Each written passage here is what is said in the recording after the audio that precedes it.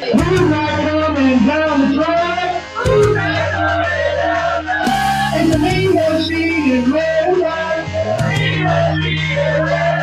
Ain't nothing finer in the rain. When the drums are marching straight to bed.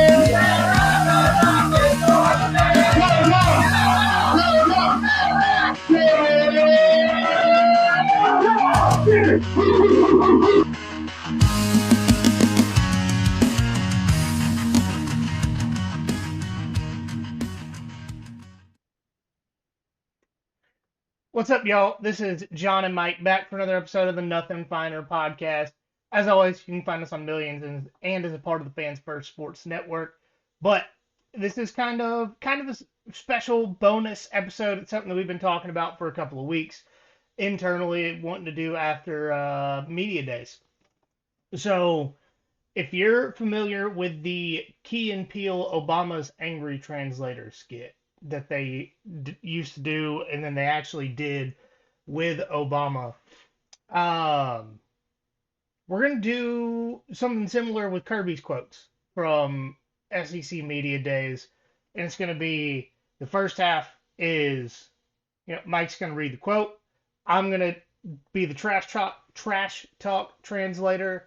And then second part is going to be Mike reads questions, and then I translate to the trash talk again.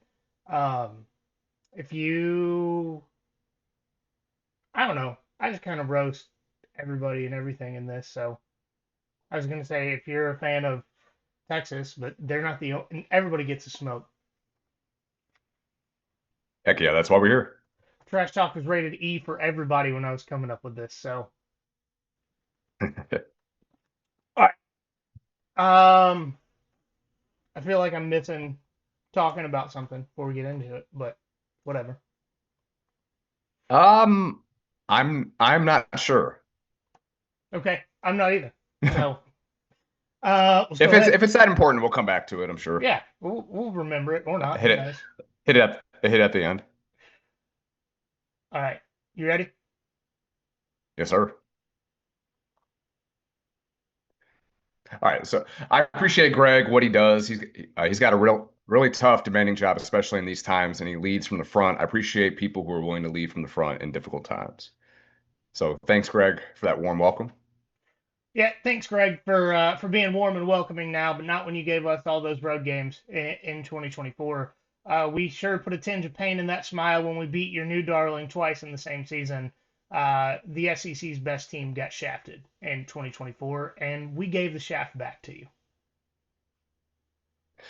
Next will be Gunnar Stockton from the great community of Rabun County. He's with us today. Gunnar's a kid that leads from the front.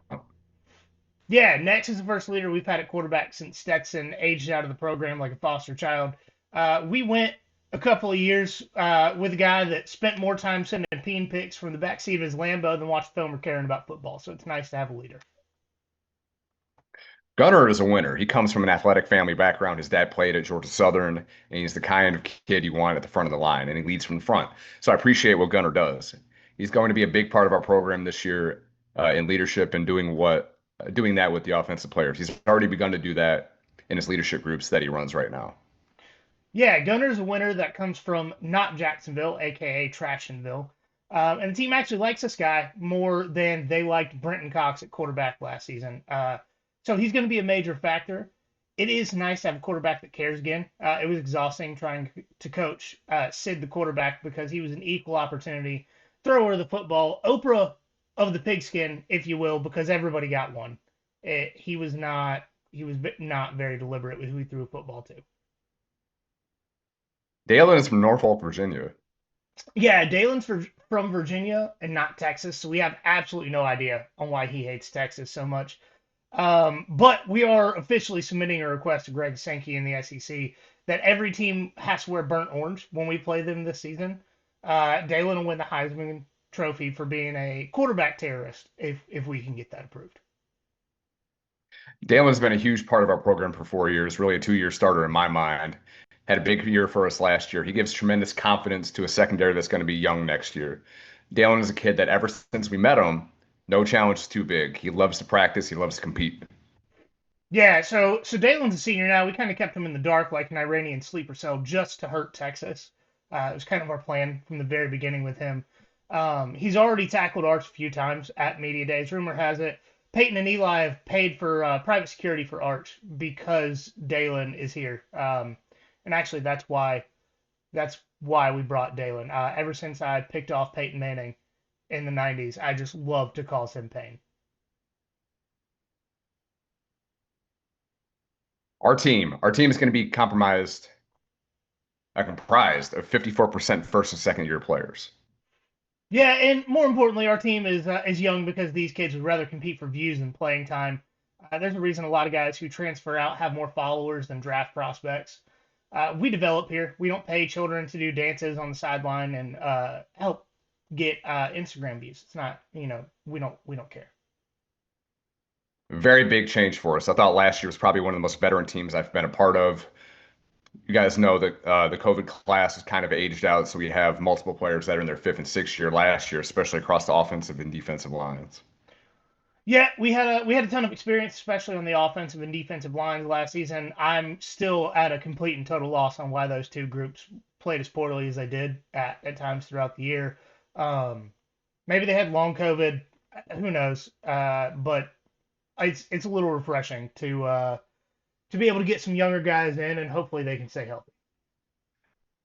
What do you get with that? You get youthful exuberance. We've had practices that have been spirited. We had a great spring practice that we talked about the words fire, passion, energy.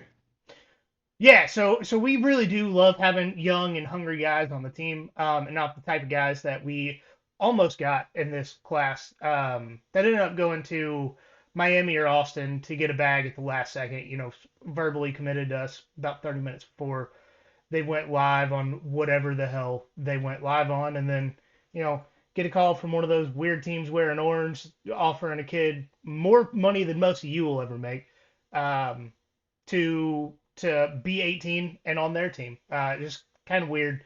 But at Georgia, we have guys that fight for playing time, and we don't use playing time as a bargaining chip, along with way too much damn money for a teenager. Our players need to bring the juice and energy each and every day. If they don't, they'll be confronted by players that do. And if players continue to do that, we'll have a successful season and a successful football team. Yeah. So as far as fighting in practice every day, we've had a lot of 4 and 5 stars get recruited over and get developed over the last few years. I mean, we had the son of a NFL head coach transfer out because a freshman started over him 2 years in a row at the position that arguably the University of Georgia is best at. So we don't mess around. We compete day in day out. It doesn't matter who your daddy is. Don't matter who your grandpa is. You got to fight.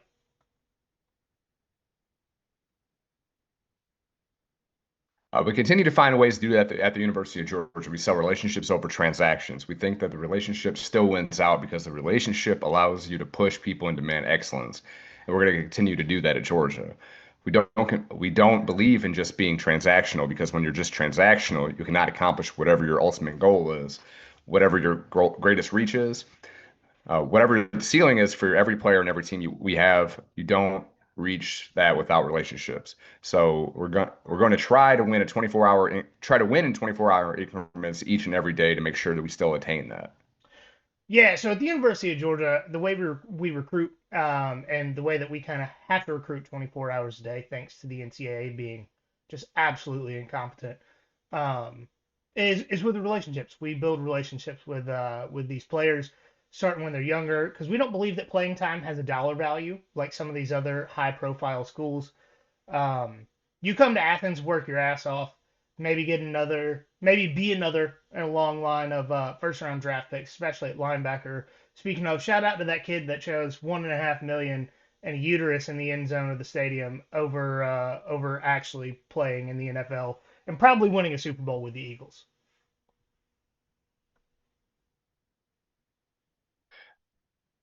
You, sorry, you've continually been outspoken about walk-ons and their intrinsic value to the program. What is your message to the players that may not have those same opportunities that your previous walk-ons had with the new roster limits?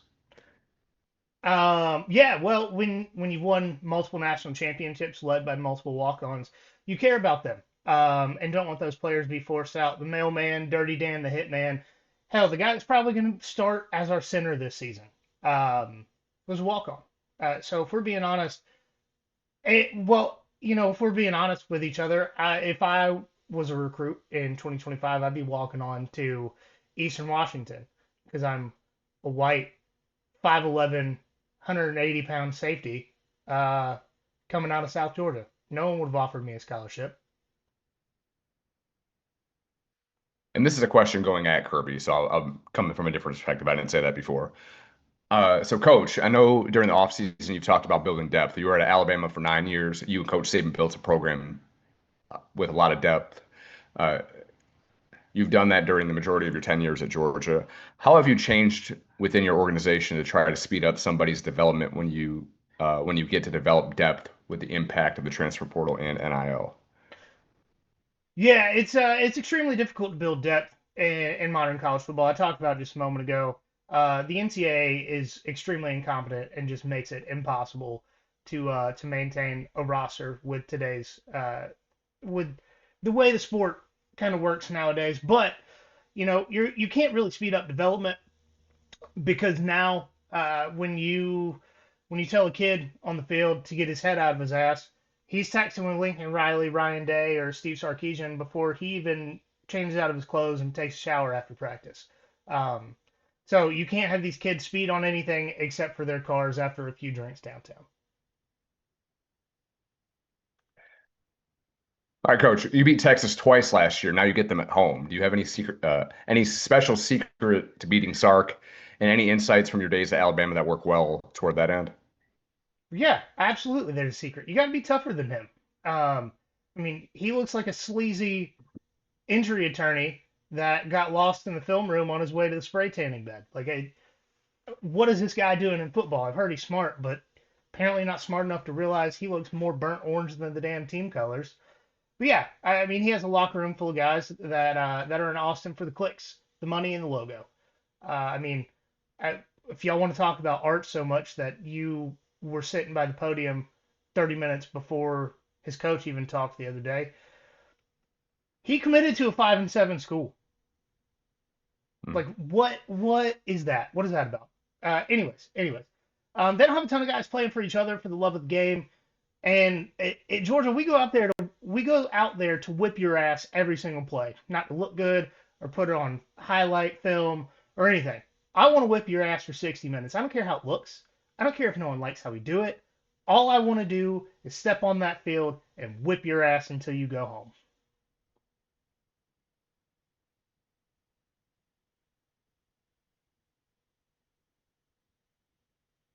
I think Oh, my speaker went out. Can you hear me? yeah, can you hear me? Okay, yeah, I can. Okay, sorry. All right. Sorry about that. This isn't part of the regular questions, but have you ever seen Sark and not Sark, yeah, have you ever seen Sark and Jamie Casino in the same place? No, can't say I have. Okay, that's a If you don't little know who inside joke Jamie for anybody in Casino is, Savannah. look him up. Yeah. All right. So question. So Gunner's relief appearance against Texas. How did that benefit the locker room the way that he came in for Carson, and how does that serve as a teaching tool for young players who may not be starting? Yeah, I'll be honest. I love Gunner, and I think he's a hell of a player, hell of a quarterback. But I think I could have started against Texas last year at any point in time and still whip their ass because they're terrified of us. We want to talk about logos. They actually at the University of Texas in Austin, they removed the letter G from the alphabet in their new progressive whatever woke shit they try and do over there because they consider it a terrorist organization. Um, so, for what it's worth, I really think I could have had any of you reporters out there start at quarterback and still beat Texas. Coach, your 2025 non-con schedule is what it is, but going forward it's pretty robust, including 2030. You've got Georgia Tech, Clemson, and Ohio State. What's the chances those games hold, and then the scheduling philosophy you guys mapped out continues? Well, the chances that Ohio State actually holds on and actually plays that game are the same as the sun rising in the west tomorrow and it not being hotter than a hoochie coochie way down yonder on the Chattahoochee. There's absolutely no chance. Ryan Day is a slightly younger Lincoln Riley that dyes his beard. He runs from regular season competition against true competitors. There's a 0% chance that Ryan Day does, if he still has a job. I mean, he's probably losing to Michigan again. Who knows what happens then? Um, but he's probably going to run from that game. Clemson will 100% play that game because Dabo doesn't understand what's good for him. And as much as Georgia Tech probably should have run from this rivalry sometime in the last decade, they won't because Brent Key hates me as an individual. Oh well, sucks for them. Dogs on top. The last time that Alabama played Georgia in Athens, you were defensive coordinator for the Crimson Tide. What are your thoughts on that game? Last year's game was great. What are your thoughts on hosting Bama this season? First off, any game where Georgia doesn't win is not a great game. She can go to hell for that. But as far as hosting them, we haven't lost a home game since 2019. Haven't lost a night game at home since the decade before that, 2009. So I don't care who, what, when, where, why, or how walks through that visitors tunnel. We're going to dominate them for 60 minutes. We're going to make them wish that they'd never played football. That's what we do at the University of Georgia now. So I don't care what happened in 2015. Beautiful. Um, eh, Honestly, I want to do this every year after media days. I think it was fun. Um, just Mhm. unabated trash talk. I was sitting there giggling my ass off at lunch yesterday, and people were looking at me at the restaurant all types of funny. But I, I had a good time. And it's a pretty short segment. If we The initial transcription that I had of Kirby's media day comments was 12,000 words, and It's that's like a with dissertation. Yeah. right. It was questions and answers like combined to make 12,000 words. So we cut out a lot to to get it to this point. But next year, knowing that it only took us about 15 minutes to get through this, it can either be a segment in an episode or we can do some more and make it a full hour. Um, Especially if, you know, let's say next year Lane Kiffin gets asked about Georgia and goes on a big tirade. We can be Lane Kiffin's fear translator. Who knows? Oh, you know what, this, I don't know if this is what you were thinking, but the fact that this, going back to media day stuff, the fact that Drink brought up that he wasn't going to answer questions about the Epstein stuff, does that make you question if he was on that plane, was he on the list? No. And the reason I say that is because Epstein only peddled children to important people. Ooh. And let's also remember that at the time, Drink wasn't even the head coach at Mizzou. I don't even think I don't even know if he was out of college when Epstein was doing all this. Because this was like 90s and early 2000s.